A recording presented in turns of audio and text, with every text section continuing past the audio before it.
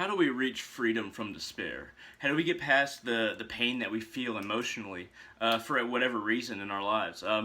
For most of us, we go through periods of depression, of sadness, and it's not always chemical, though in schizophrenics and other people with disorders, it is chemical. But a lot of the time, it's ideological. It's the misunderstanding of a situation. It's the inability to collaborate with those around you to perform healthy relationships.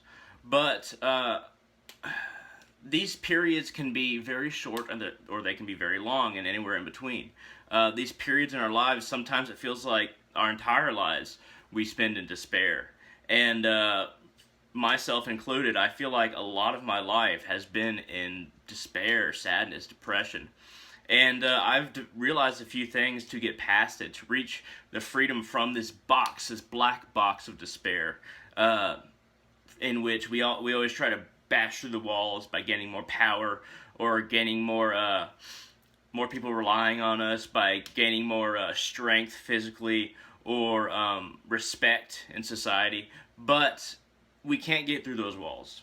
None of those walls that I've just mentioned, they can't be penetrated. The only way to get out of despair is to reach a state of being beyond it, something that is higher than it, something that leads us up into becoming someone else outside of the box, not just a different variation of the box after we break down a wall of the box. This is a very big allegory, but I think you get the idea. At least I hope you do. But the first way to get out of this box of despair and be free from it, and is that I'd like to talk about, is when life feels like hell, when it feels very painful, when we can't handle it, we should minimize everything. So the first thing I'll write down is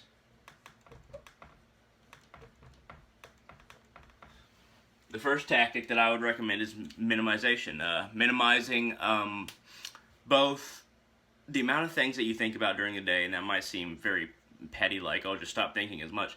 No, you should only focus on what helps you to get out of this box, out of the box of despair, out of the state of being that you find yourself in right now that you're not satisfied with. You should focus on getting out of this box first and foremost before anything else, unless you have a family or people you're responsible to. Then it can be second, of course. But focusing on that as your number one goal is a great way to minimize and make it a priority.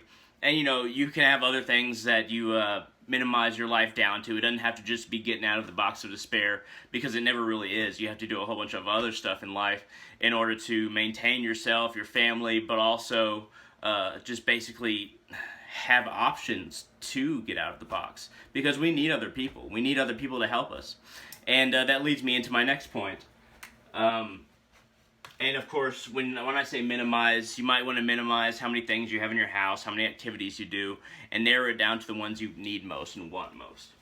The second one I'd like to talk about is directly leading off of what I just said, is try to interact with more people. People can help.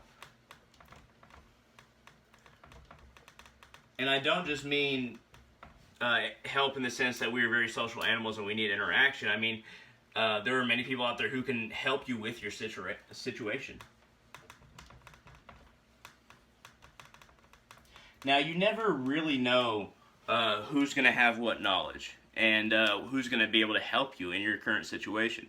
It's always a risk talking to people and hoping to gain something from it. But just because these risks are taken often and they don't pay off as often as you'd like, it doesn't mean you shouldn't keep trying, interacting with more people, getting to know them, trying to getting closer to them, and then eventually talking about your situation, and maybe they can help, maybe they can't. If they can't help, or if they think you're weird, then just move on. But even if you're not talking about your situation, the despair that you're in from any source, or just because of your brain chemistry, or because you haven't achieved what you want to achieve, there's a number of reasons that we find ourselves in this black box of despair.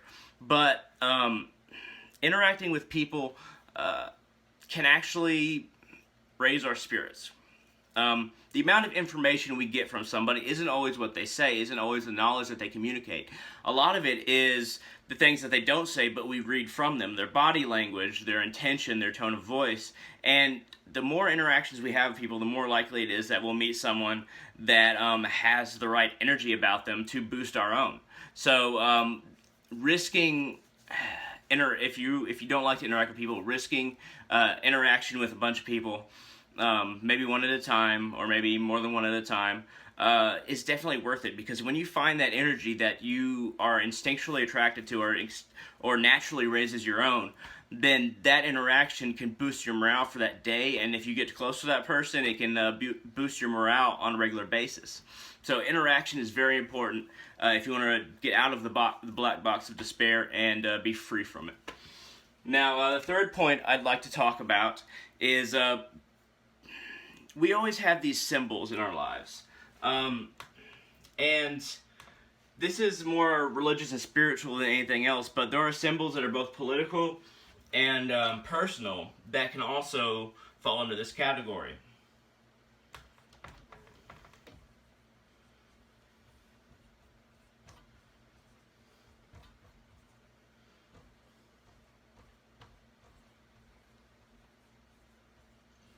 Now, what do I mean specifically by symbols? Now, for me, symbols would be something like this V for Ugu Fairlight, a warrior spirit, and this necklace that I've made for him that I wear in recognition of him. And basically, it's like a necklace that he owns, Ugu Fairlight, the warrior Loa, but he allows me to wear it because I ask him.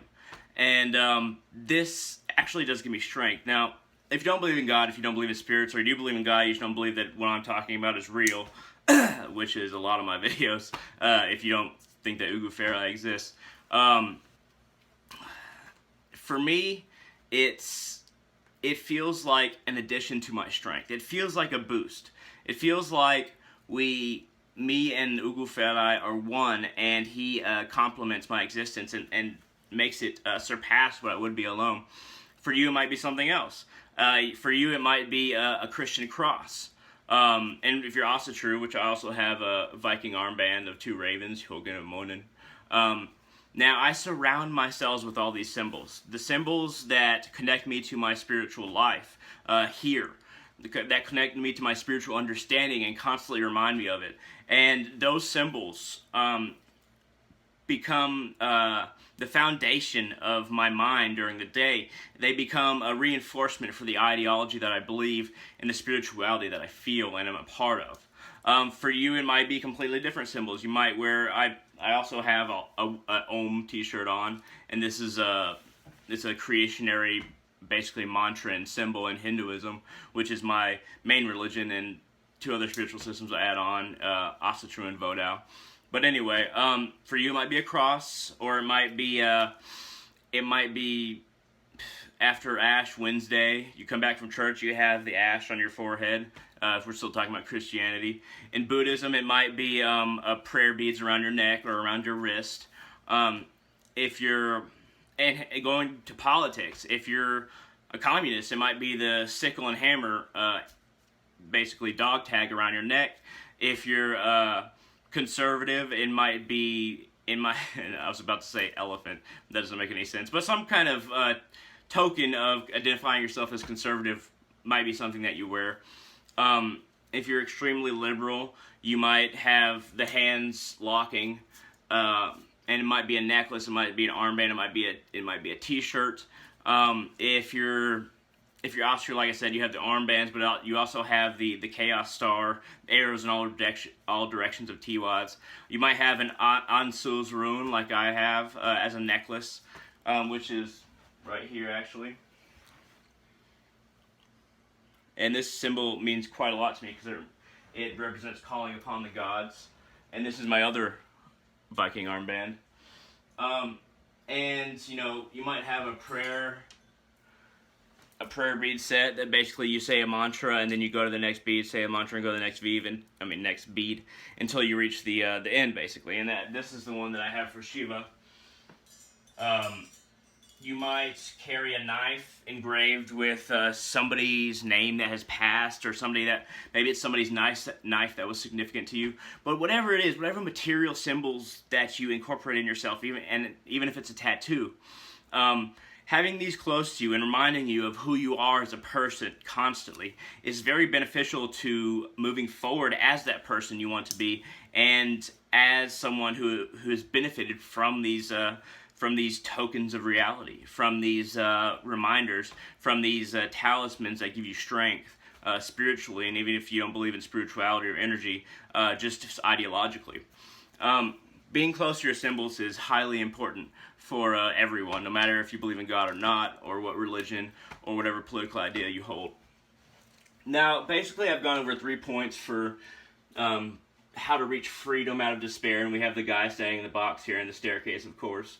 But here's how a lot of people try to get out of despair and reach freedom. I'll explain in just a second. My mouth gets kind of dry after talking for a while. It's understandable. But here's how most people, vast majority of humanity, deals with despair. Isolation. I've isolated myself. Hell, I even isolated myself today when I became depressed. And that's something that doesn't help you. If you isolate yourself from communication from others, and don't do any activity that is beneficial to either a hobby that you're in, or your overall goal in life, or for your family, something like that, and you just isolate yourself and either drink or do something else, or just basically brood, that basically just increases the despair. It makes the black box blacker, and it makes that hole to freedom smaller. If we're using the kind of the illustration I drew here of a guy and then the other staircase. But if you fold into yourself and don't have the connection to others, or try to make a connection to others 1 day, 2 day, a week, a month, a year, the despair is only going to increase. Here's another way that people who are in despair and depression and sadness deal with it. They become increasingly aggressive because they fear rejection so much that instead of isolating themselves like people who are less aggressive, they increase their aggressiveness and try to dominate everybody so that they can achieve that thing they imagine will be achieved through aggression of power, of control over your situation. But that can't be achieved through aggression. It can only be achieved by conquering the weaknesses within yourself and applying whatever knowledge you gain and whatever spiritual understanding you gain to attacking those weaknesses and making them strengths within, not without. And one more thing I'd like to mention as far as the average person dealing with despair.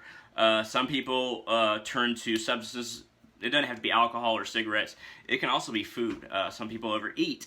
Some people overdrink. Some people, some people lift weights too much and hurt themselves. Some people run too much. Some people go on shopping sprees and just spend too much money. A lot of these I've actually experienced, but trying to overcompensate for a lack in the life of that person, they go out and spend all this money and try to gather all these things and basically try to build a fortress of things that they can place inside themselves ideologically, but it doesn't work. It never works. And maybe if I'll hit another point. A lot of people who are in despair and try to reach freedom, but this is not a good tactic, is ego. We pump ourselves up mentally. We don't just try to dominate others. We try to believe that we are better than others and that we matter more than other people, that our existence means more than the existence of the person next to us. And basically that develops a cloud of illusion around us. In this black box of despair, you develop this cloud of illusion, and you can barely breathe as a free and functioning soul if you have all this ego that says you're better and everybody else is worse, or your way is the only way and nobody else's way makes any sense, and then the hatred and the anger comes, and then the sadness thinking that you're alone. This fog, this smoke chokes you within the black box of despair, and we have to avoid that at all costs. Never increase ego, aggression, never eat or drink too much, and never spend so much money to try to feel that hole within yourself with possessions, because that doesn't work either. But this has been my my video on achieving freedom beyond despair. And freedom is something that is above and something we have to reach for, not something that is right in front of us. We have to work towards freedom from sadness, from pain, from ego, from anger, from a lack of something in our lives or a physical disability. We have to work past these things and reach up to that rope and climb up above the box we find ourselves in, above the limitations we find ourselves in. So I hope that this has been beneficial to your state of being. And if you have any comments, feel free to comment. Hit that thumbs up down there if you thought any of this was good advice.